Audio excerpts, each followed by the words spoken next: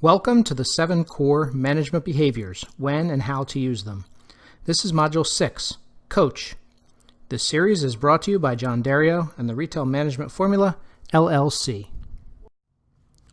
Module 4 was all about follow-up and how that management behavior is the bridge that connects the left side of the management situation grid with the right side. Then Module 5 focused on the connection between the management behaviors of delegate and praise and corrective feedback.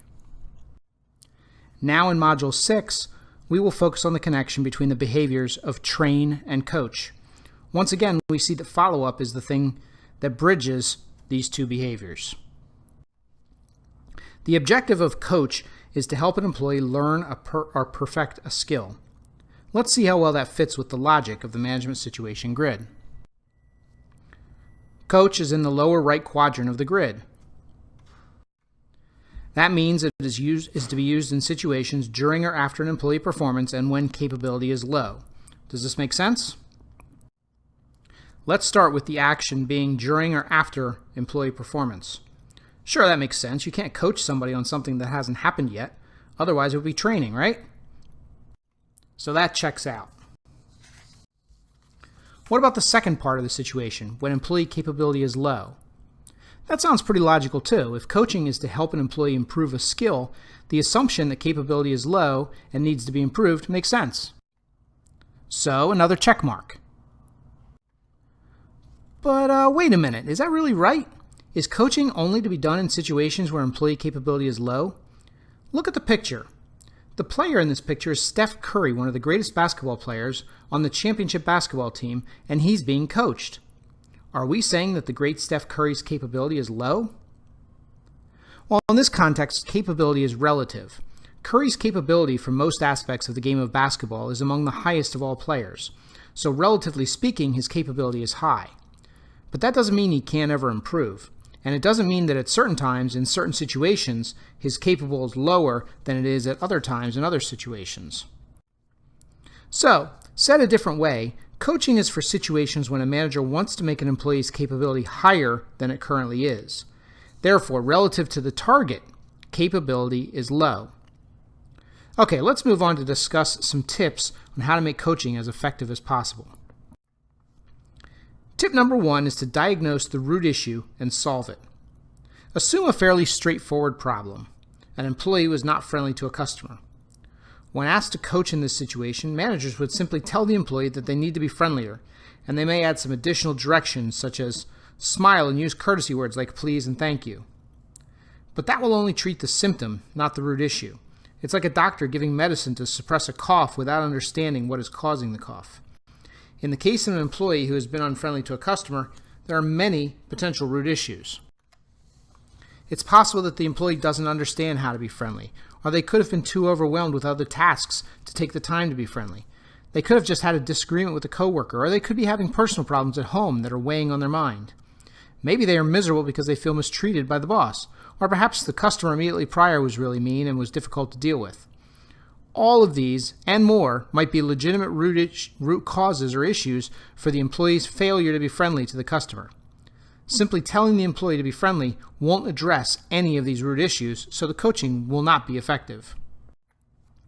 The key to diagnosing and solving the root issue is to watch, ask, listen, and discuss. First, watch carefully to see if any clues can be picked up. Next, ask the employee to tell you what the root issue is. It can be as simple as saying, I noticed you weren't as friendly with that last customer as I would expect. Is there something going on that prevented you from being friendlier? Next, and most importantly, listen very carefully. Listen not only to what the employee says, but listen also to what the employee does not say. And listen to the tone, as that may carry more clues than the employee's actual words. Ask clarifying questions to whatever extent is necessary. Then, once you believe you understand the root issue, finish by discussing a solution.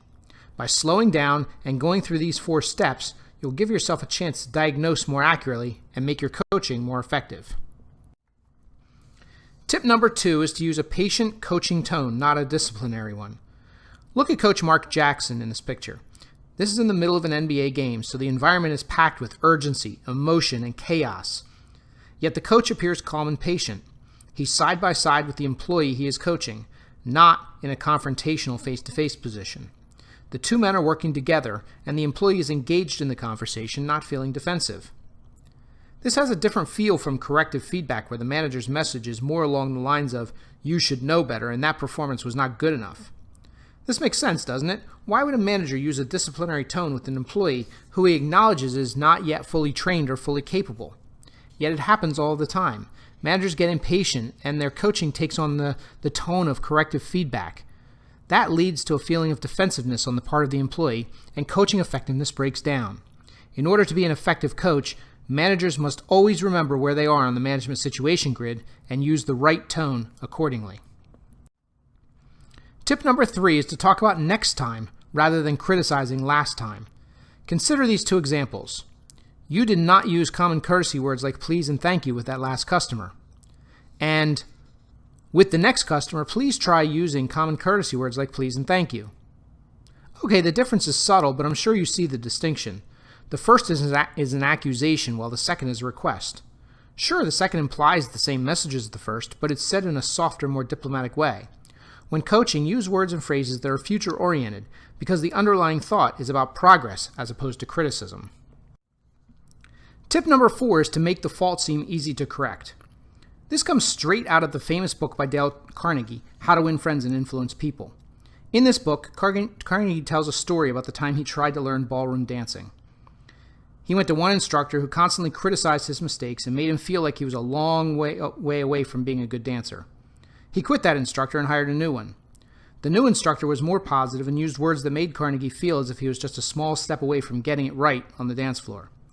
Carnegie states that he always knew he was a second-rate dancer, but with the new instructor, he felt like he was close enough to keep trying.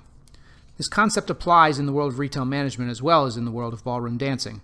When managers make employee bad behaviors seem easy to correct, they are more successful at coaching changes in those behaviors. Tip number 5 is to use GPS coaching. We all know what a GPS device does. It gives us just-in-time, step-by-step instructions for how to get from one point to another.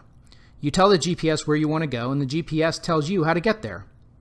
And what happens when you make a mistake and stray from the instructions that the GPS has given you? That's right, the GPS immediately stops and begins to recalculate its instructions. It's much easier to get back on track when the GPS recalculates immediately upon a mistake, rather than waiting until the journey goes further and the mistake is magnified. GPS coaching follows the same idea. Imagine an employee is performing a task that has 15 different steps. If the employee makes an error on step 2, they probably will not successfully get to step 15. And if they are allowed to continue beyond step 2 despite their mistake, they'll get further and further from the desired end result. By the time the mistake is addressed, the employee will have a much more difficult time finding their way back to success. With GPS coaching, the manager recognizes any point where an employee strays from the intended course and immediately recalculates to get the employee back on track. In other words, it's the opposite of allowing an employee to complete an entire task improperly and then coaching the employee how to do the whole thing all over again. Be present enough to notice the first point at which a behavior gets off track, step in to stop the behavior right away, and redirect back on course as early in the process as possible. Let's wrap up our module on coaching with a reminder of the most important thoughts. Remember that the whole point of coaching is to help an employee.